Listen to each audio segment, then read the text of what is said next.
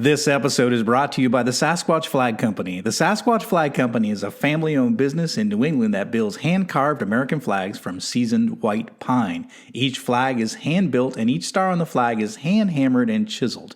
No two flags are alike. They offer a variety of flag designs to honor the police, military, firefighters, dispatchers, and search and rescue personnel, to name a few. These stunning handmade flags look great in an office, a studio, the back porch, or above the fireplace mantle. They make the perfect gift for the veteran, first responder, or patriot in your life. Now, I love these flags, and I've been giving them as gifts for years, and I was a customer long before they became a sponsor of the show. I can't recommend them enough. So if you're looking for that perfect, uniquely American-made gift to give away, or if you want to treat yourself, go to SasquatchFlags.com and get your order in today. Welcome to the Deep Leadership Podcast. Today I'm joined by Jim Saliba. Jim is a certified coach, trainer, public speaker, and author with over 30 years of experience in leadership. He is the author of the 6-Step Leadership Challenge, 6 Steps in 6 Months to Revolutionize Your Leadership at Any Level. And I'm excited to have him on the show to learn why so many leaders fail to make an impact and what they should be doing differently. So Jim, welcome to the show. Oh, thank you. I'm excited to be here. Thank you for inviting me. Absolutely. It's an honor to meet you, and I'm excited to talk about this new book. But before we dive into the book, I just want to ask you a little bit about your leadership journey. Where did it start, and where did you develop such a passion to help other leaders? Okay, so I would say I was working for a large software company, and there was a big reshuffle in the organization. And I found myself all of a sudden being a manager, not of a small team, but a manager of 3 managers who each had teams. Oh. And this was jumping in for my first level of leadership. And I have to say, it really scared me. It really scared me because I wanted to do a great job. And I started doing tremendous amount of reading and books and seminars. I went back for my MBA. My quest to learn about it and be good was great. One of the things, though, I want to point out, I went and I did a Dale Carnegie course. I actually did a few of them. And that was kind of a really big turning point for me to understand what they call the human relationships principles. And it wasn't just the activities, it was about people. And that really got a good thing in for me. And I grew to be about a VP within that organization, about 200 people in my org. And then I left and started being a consultant, helping other companies do things and coaching. And I realized that it wasn't about the engineers and the software development and the processes. What was broken often was the gap that gets created between leadership and what I call the boots on the ground. And that built my passion about building what I call my mission now is changing the world of work. And I do that one conversation at a time because when I see a leader get it, it changed a life for them, their family, and their whole organization. Yeah, absolutely. Sounds like we have a similar mission. So that's why I love having you on the show to hear from your perspective. And I love the fact that you say you went down the route of Dale Carnegie, and it was about the people side of things. And really, I say leadership is a people business because that's really what it's all about. It's motivating people to get something difficult done. And we get confused sometimes in leadership, but really it's all about people. Yes, it is. And I find it very interesting because in my world, tech, and I see it sometimes in other organizations, a lot of people get promoted based on their technical skills, what they know about getting the job done, in my case, getting software built and out to people. But as you move up, you need less and less of those skills, and you need more of people skills, what HR kind of still calls soft skills, but I call core skills. Yes. Yes, core skills. I like that. I'm going to call it core skills. I like that because I get tired of hearing soft skills because And my funny line is, if they're soft skills, why are they so hard for so many leaders? So That's right. they're That's core right. skills. I like, that's a better way to talk about them. Absolutely. I like that a lot. So your new book is called The Six-Step Leadership Challenge. Came out late last year. Tell us a little bit about the inspiration for the book, why you wrote it, and who's your target audience for this book. Okay. So I do a lot of coaching for people who basically director levels and above, directors, VPs, C-suite, and we're all on a journey. No matter where they are on their leadership, they are still growing and changing.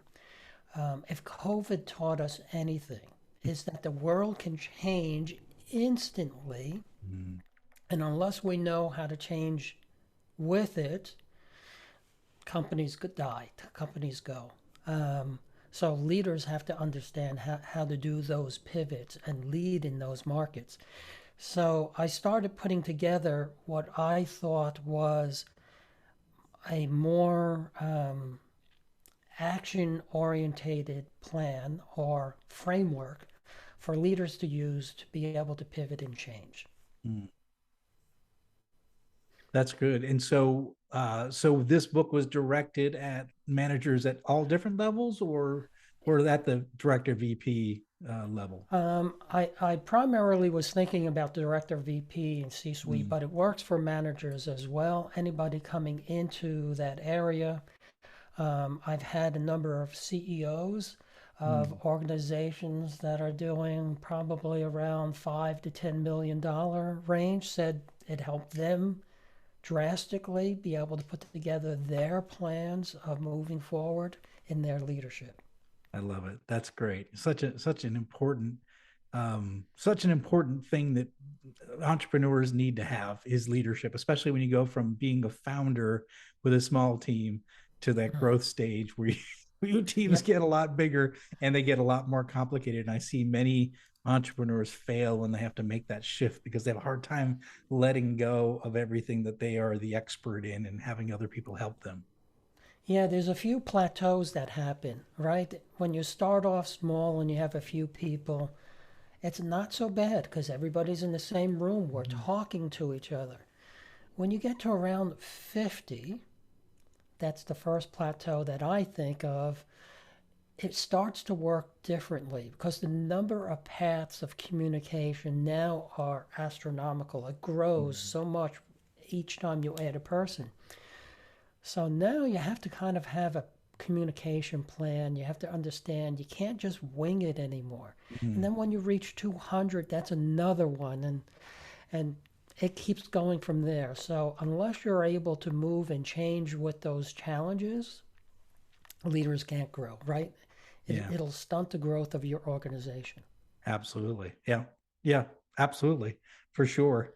So one of you I was just gonna, we introduced this idea of reasons why leaders fail to make an impact. So what are some of the more common reasons why leaders fail to really impact their team?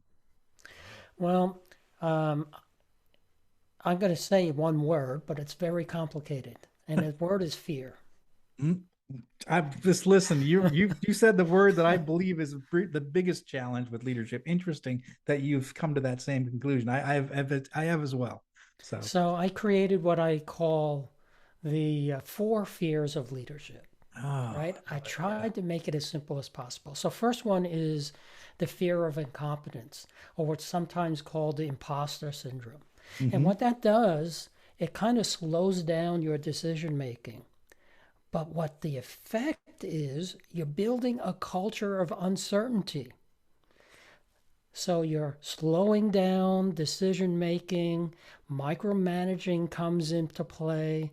So that's that first one. The second one is a fear of appearing foolish. Mm, So with that, you or you might recognize someone in your team doesn't want to stand up and speak up, give new ideas. So you're building a culture of conformity, mm. lacks innovation, no risk taking, and stunts the growth of your business. The third one is fear of failure. Mm. Fear of failure, you start seeing a culture of blame and avoidance of accountability. In fact, there was one place that I was coaching at, and the person I was coaching said, Jim, I'm not allowed to say no. When people come and ask me to do things, I can't say no. Mm. So he ended up with a list of too many things. He couldn't prioritize them. He's whiplashing his team. Yep. His team is overworked. They start leaving the company. He has less people, more things to do, and it just feeds on itself. Really, he can't say no. He has to learn how to say it or prioritize it. But what the organization really wanted to have is trade-off discussions, and they weren't having it. Mm. So the last one, though, is the fear of appearing vulnerable, and Ooh. that builds a culture of distrust and disengagement. When people don't want or fear feedback, it just stunts the growth, again, of creativity, innovation, and mistrust. Yeah, yeah. That last one I was just thinking about, when someone is fearing, they don't want to be vulnerable, they tend to be, at least in my experience, I see they tend to be fake, and so they have sort of fake emotions about different things that are happening in the business. Like, if the business is in trouble, you're going to have a natural, emotion Mm-hmm. towards that. But if you say everything is fine, we're going to make it, it's going to be, people are like, your emotions don't match the situation, and therefore I don't know that I trust you, Yeah, because yeah, something is inconsistent here, right. and they sense it. People sense it. They're like, this isn't right. Yeah, that 100%. Another one that I see often, managers say, I need to have a virtual suit of armor when I walk into a meeting, Oh, right? wow. Because I'm afraid people are going to point to me. I'm afraid to take risk. I'm afraid to do this. So that armor shows up in either their fear to be foolish or failure or vulnerable. Yeah. And it, it changes the culture of your organization. Now, I was listening to one of your podcasts, um, and the fact of leaders create culture came up in the Yeah. discussion. And I guess that leader said, or your example was a leader said that they don't create the culture. Well, they don't knowingly create the culture, but they Right. certainly do create the culture. Absolutely. Yeah. Everything Mm, that we say and do affects what our organization acts right, like, and in response to what they observe from the leadership group, right. for sure. I want to hit the first fear of incompetence. This is one that I really saw a lot of when I looked at various leaders in my 22 years in corporate, where that was just, people didn't want to look like they didn't know what they were talking about. So Mm, that meant that they wouldn't necessarily go to where their people were. They weren't present. So they locked themselves, sequestered themselves in an office. They had a conference room where they liked to hang out, and they never went out and spent time with the people because they didn't want to appear like they didn't know, mm-hmm, about the business, and they didn't know someone's name, or they didn't know what that machine was. So they didn't want to look foolish or look incompetent. So they hid themselves. And the only way you're going to get to learn about your business and your people is to get out there and maybe look mm, foolish and say something stupid, and just and be able to laugh at yourself and just say, well, it's my first time here. I had right, no idea. right, And but the point is that that's the more time you spend, uh you know physically with your people, you're gonna be more competent the right, more time the more right. time you spend with them. So I don't necessarily need to know how to operate that piece of machinery, right. but I want to know what the problems are with it, what causes the team to slow down, Yeah. what Yeah. things do I need to worry about, the technology part of it, or how to operate it. I don't need to know that. You need to know that. Correct. Yeah. That's right. As I said, as we move up, we need to do less of the technology part of our Yep. job because we have people to do that. Yeah. And we Yeah. hire, if we're doing right, we're hiring the right smart people to do that. It's up Yes. to us to figure out, create the runway for them to operate, right? Allow decision making to happen at all levels. Mm, I agree. I agree 100%. So one of the things you say in the book is you say our internal story can predict or will predict our leadership capacity. That got me thinking, but I wanted to hear from you. What do you mean by that? Well, that extends our concept of fear, right? Mm, We end up creating self sabotaging stories. yes. Our brain listens to stories. Our mind is made up of stories. And our brain basically takes our experiences and saves them as stories in our head. And it replays. And there is one person that you listen to more than anybody else in the world. That person has been there since you were born and has been talking to you every minute of your life, and that's Yes. yourself. And when you're telling yourself stories like, I'm not good enough, Mm, I'm too old for this, I'm too young for this, no, I'm too busy, I'm too shy, I don't have the right resources, I can't say no like this other person. Soon as you're saying those self-sabotaging stories to yourself, that mm, limits the impact that you have in your leadership. mm. I completely agree with that. What are some ways that we can overcome that when we do have those voices in our head telling us that we can't do something or we're powerless against something? Well, there's a lot of different ways. The first one is to recognize it, Mm, right? And that for me was a big a big thing for me was mm, I've heard those stories myself. When I became that leader of 3 teams all of a sudden, and my boss said to me, I know you have it in you, don't worry about it, I'll help you, right? I was like, well, I can't say it on air what I actually said,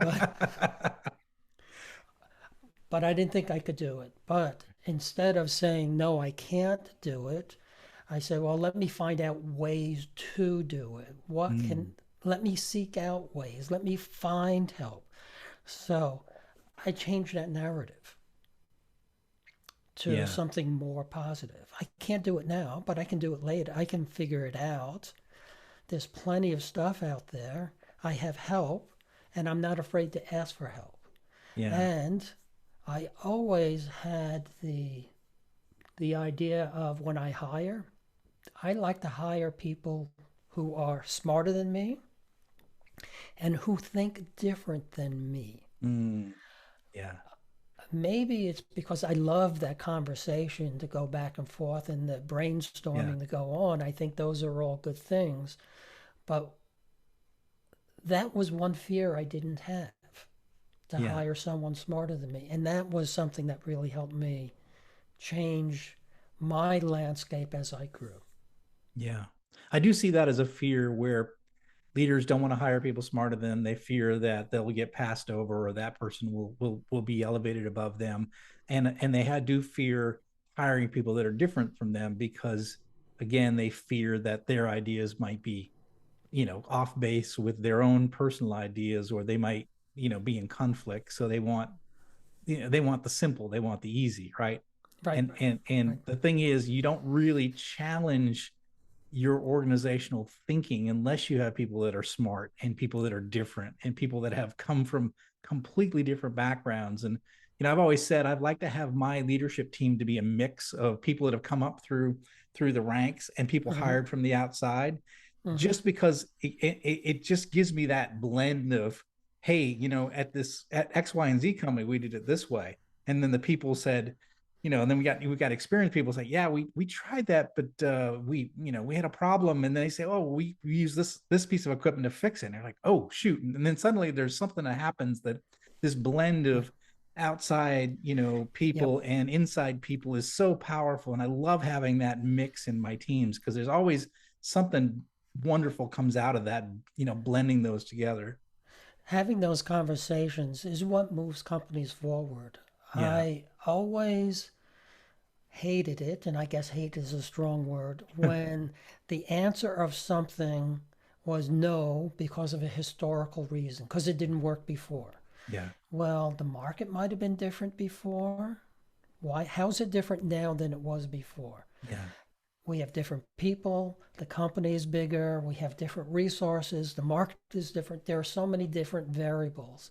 And if you don't tell me what you've learned from it, other than it just didn't work, well, why didn't it work? Mm. Right? What did we learn from it? Yeah. Is it so wrong that we can't figure it out and we need to go a different path? Or is it didn't work because we didn't have the right person in place and we could pivot or change or whatever it is? So we need to Mm. think past it. What have we learned? Anytime we do something and it doesn't work, why didn't it work? Mm. Yeah. Yeah, like you know the old expression, you never fail, you learn, right? If you something, you know, like Yes. as an entrepreneur now, I started my company 7 years ago. We made some really big mistakes in the first few years, and I still have some of that inventory on my shop floor. It's my corner of shame. But the point is that we learned a lot from that, Yep. putting a product out there that wasn't that couldn't make money at the end of the day. We didn't the mechanics didn't work where we actually make money. So Right. Right. we made a mistake, and we spent a lot of money, and it failed. But guess what? You know, that product in that corner is a reminder of like what not to do next time when we roll out Mm-hmm. a product, right? So I think it's really important to learn from when we do make a mistake instead of saying it's the end, oh, fire somebody and we fail. It's about learning from that and what That's can we right. why did we Yeah. fail? What can we do differently next time? So from my world of experience, especially in software development, we have this whole world of what we call agile software development. Mm-hmm. And there's a term that we say fail fast. Yes, yeah, So it's about we're going to fail. Most experiments that happen out there, new ideas, 70% of them will fail. yeah, 30 of them, 30% of it will make it well worthwhile. yeah, So let's figure out the 70 real fast, fail fast, and get to the 30. So when I talk about leaders how to execute, it's all about experimenting. What mm, should we try? How should we try? And I say experiment like a fifth grader. In fifth grade, I had to do a science fair experiment, and we had the poster board up, and you have to put your hypothesis, the experiment, and what we found at the end. Did it prove or disprove the hypothesis? Well, yeah, that's what we should be doing every time we execute something. And yeah, think about what is the smallest, cheapest, fastest experiment I can do to prove or disprove that hypothesis. Getting a whole product out yeah. isn't the way to do it. Correct. Yeah, yeah. Well, and I think when you talked about the fears, one of the fears you had is fear of failure, and that prevents people from doing those little experiments, or they're afraid to try something new because there may be failure. And the point Right. is that unless you have failure, sometimes you never learn and you never get that aha moment to take you to leapfrog where you're at to where you could Mm-hmm. be. So failure is such a powerful teaching tool that we have to have failure. In fact, if we're not failing, there's a question: are we trying hard enough? Are we trying hard enough? Right? Are we Yeah, taking enough risk on?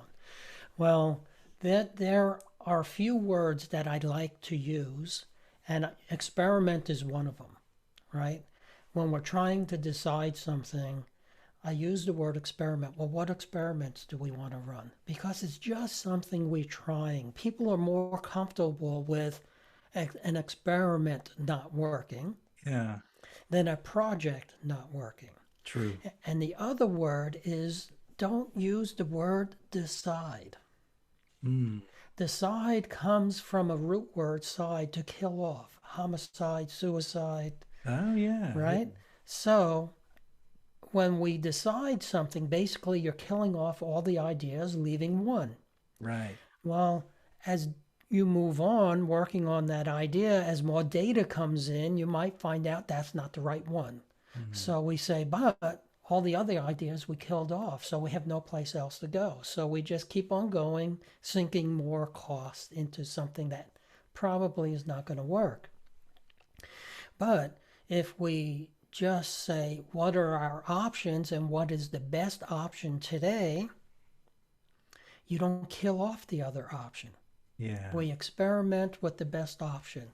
Well, that didn't work. Okay, what's the next option? Let's review the options that we have.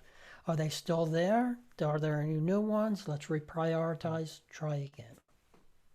I like it. Yeah. There's 26 letters in the alphabet. Let's try plan B. Right? Yes, yes. That's a joke in my company. We say that sometimes. Well, plan A didn't work. Let's go for plan B. So, Well, most plans, when you originally plan it, will not work because you're mm, using your best guess based right. on what you know right now. And I don't know about your crystal ball, but mine is just as foggy and cracked as somebody else's, and I'm trying to look around it. And sometimes we don't find out until things move down the road some, right? Yeah. Yeah. So being able to adjust the plan, tweak the plan, or completely pivot is a sign of flexibility of organizations. Yeah. And this is a problem with a lot of organizations. They don't have that flexibility. Mm. Yeah, a fixed mindset. They're fixed in the way we do things, and we don't Right, stray from the way we do things. And then the answer might be over here, but you never stray from that, and so you miss out on those opportunities for sure. right, Yeah. definitely. Yeah. Fixed versus growth mindset. I talk Yeah. about that a lot to my clients. Yeah, absolutely. It's a big challenge, and I saw it a lot in my corporate days. A lot of fixed mindsets, and that's not the way we do it here. And it's like, why not? Hmm. Let's try it. Why not? So, Well, that's uh, back to the culture word. yeah, it is. It is. And if the culture's not there for experimenting and trying new things, then Yep, and you're the one person saying, "Hey, let's try something new." You're out on a limb, and nobody wants to be out there with you. Is what I learned in some cases. that's right. Yeah. Um, so what are some areas, important areas you think that leaders need to focus on? So when I have leaders go through my 6 steps, and in the third step, we talk about what I call the leadership quadrants. There's 4 quadrants. The first one is about creating your own story, right? It's getting rid of these stories of self-sabotaging stories, creating a story of the future, which often people call vision, right? Mhm. But too many leaders create a vision. They think the vision is just this corporate thing. But wherever you are in your organization, you need a vision for your team. What do Yeah. you want your team to be? How should they look like in a year? How does that align with the company? So, vision, and then a strategy to get there. And I talk about in that quadrant strategy, the difference between a strategy and a plan. Plan are all the tasks to get there. A strategy kind of is the milestones that get us there, but we're not saying how to get there. We'll figure it out as we go Mm. along. The second quadrant is about learning while executing, right? And we talked about that a little bit. That's about experimenting and what's my hypothesis and what have I learned and how do I move that forward. And I call that empowering your story.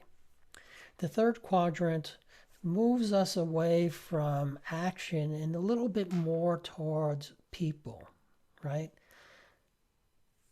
This is about activating your story and what is the culture? Is the culture feeding your organization or is it slowing it down?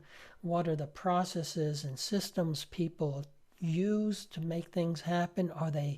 Were they built a long time ago and they're not really working for you anymore and creating waste? So it's all about people, processes. And the last quadrant is about defining your story. I needed a D to spell LEAD, lead. And that's really all about executive presence. So tell us about executive presence. What is that and what does it look like? Ah, so it's a term that everybody says differently, and it's amazing how many of my clients come to me and say, "Oh yeah, in my last review, my manager told me I need more executive presence, Yeah. but they couldn't tell me what it meant or what it Yeah, was." Right? that's what I get a sense of. That's why I asked the question. I see different people think of it differently. So I was curious to know your take on it. Sure. I divide it into five areas: identification, presentation, communication, affiliation, and action. Identification is about how you see yourself. What are your strengths? What are your weaknesses? What's your leadership style? And sometimes my strengths become a weakness because I overuse them. That's all about identifying who you are.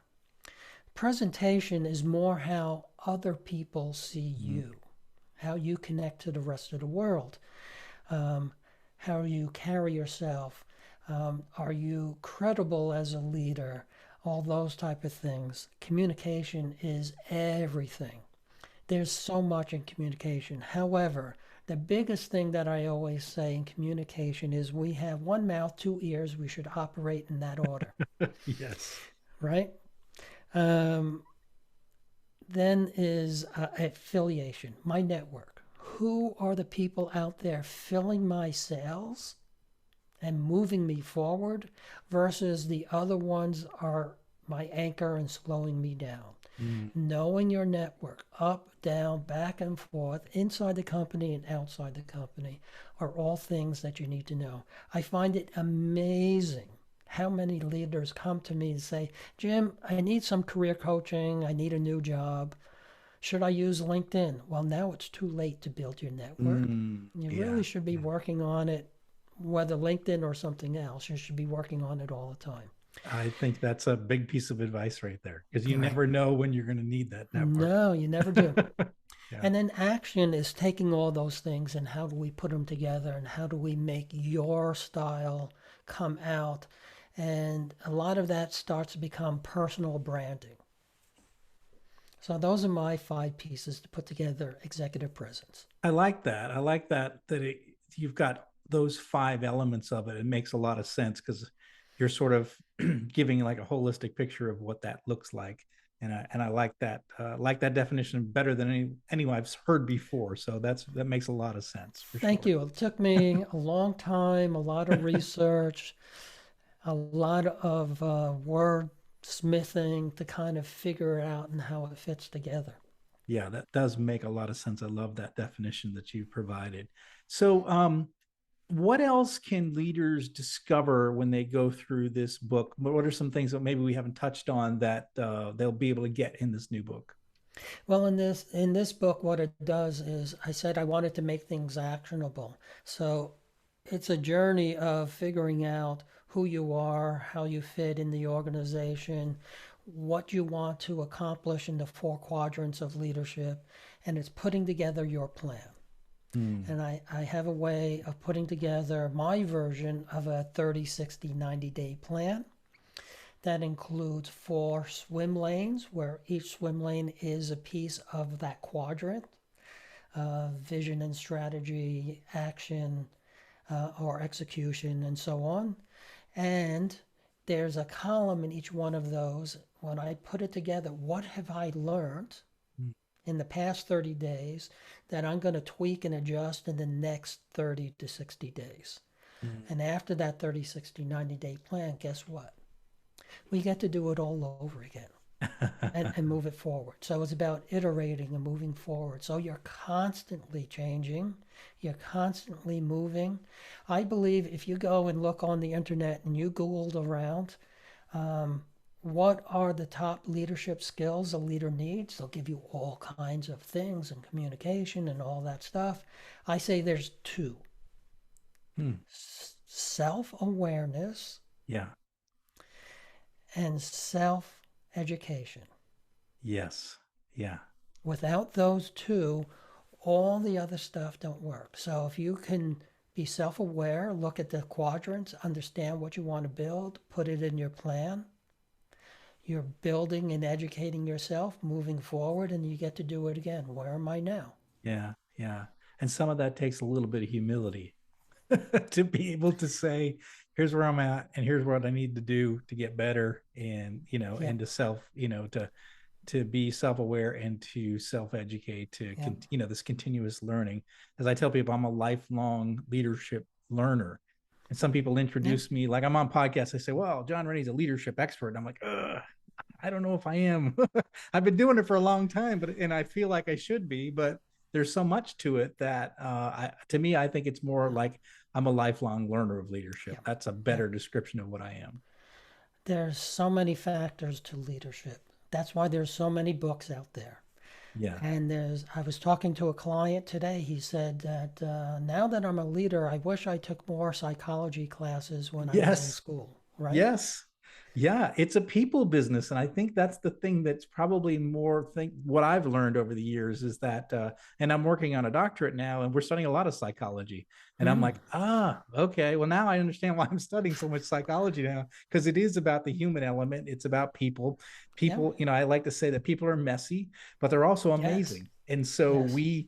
that's our job, is to tap into this, this amazingness, and to understand that there's messiness as well, and to be able to bring out the best in our people. And that's a lot of psychology for Yes. sure. Yes. Very So, much so. yeah. And I do a lot of this stuff out there, and they try to put it into different pigeonholes and all that stuff, and it helps us explain it. I mean, I do the same thing. My four quadrants, Yeah. my four fears, helps us explain it. But nobody ever really fits into one bucket. Yeah. It Yeah. doesn't quite work that way. We are messy. Yeah. But we use it as a way to help explain things and help make decisions and move us forward. So it's Absolutely. just very interesting. I think the frameworks and the models are very helpful to be able to help people to you know, see opportunities where they can get better. I think those things are all really helpful. I think it helps us to make a mental model of where we need to improve. And I think those things are super helpful. But you're right, everybody's going to be different. Everyone's going to have different strengths and weaknesses and things they need to work on for sure. Right. But yeah, those frameworks are helpful to say, okay, well, there's where I fit and this is where I need to work on and what have you. So yeah, this is good. So again, the book is called The 6-Step Leadership Challenge. And again, we touched really, we haven't gone through the whole book, but we've touched on some of the items here, and there's some really powerful stuff. Leaders, as you're listening into this podcast and you're looking for, hey, what leadership book could I get out of the 11,000 business books that are written every year? Which one should I get? This is one that gives you some practical solutions to be able to improve your impact as a leader. So I highly recommend you check out this book. It's called the Six Step Leadership Challenge. Jim, how can people find out more about you and this new book? Well, of course, you can come to my website, and that's simple, jamessaliba.com. No www. You can find me on LinkedIn. I always look at my LinkedIn basically every day. I get back to people pretty quickly. I'm on Facebook, and Twitter, you can find me there as well. So that's where you can find me. The book is on Amazon.com right now. I'm looking to put it on my website as well. I have a couple other books that are going to be coming out in the next year or so, basically building on that one, how to build a promotion using 6 steps, how to build a better team using the 6 steps, things like that. That's fantastic. And when you do get another book, we'll have you back on, because I Oh, really like the way you're approaching this. And maybe it's your programming, you're coming from the tech background, but you're hmm, putting in a framework, a structure, and I think those things are really helpful. I tend to be all over the place with my books. It's more like, here's some stories and here's some experiences, but I love when authors put it in a way that's packaged in a way that you hmm. can understand it. So I think, and my hat's off to you for doing it that way, because I think it's really, really helpful. Thank you. Thank you very Yeah. much. Well, I appreciate you coming on the show, and I really, again, congratulations on the new book. And again, listeners, I really highly encourage you to check out Jim's stuff, and we'll have links in the show notes for all those resources. So, Jim, thanks for coming on the show. Thanks for sharing this new book and all of your insight that you provided. Oh, you're welcome. I'm really excited to be here. Thank you for sharing your audience with me. Well, thanks again. Well, that's it for today. Thank you for listening to Deep Leadership. If you like this podcast, please subscribe and share so we can continue to build a world with better bosses. Until next time, this is John Rennie saying take care and lead well.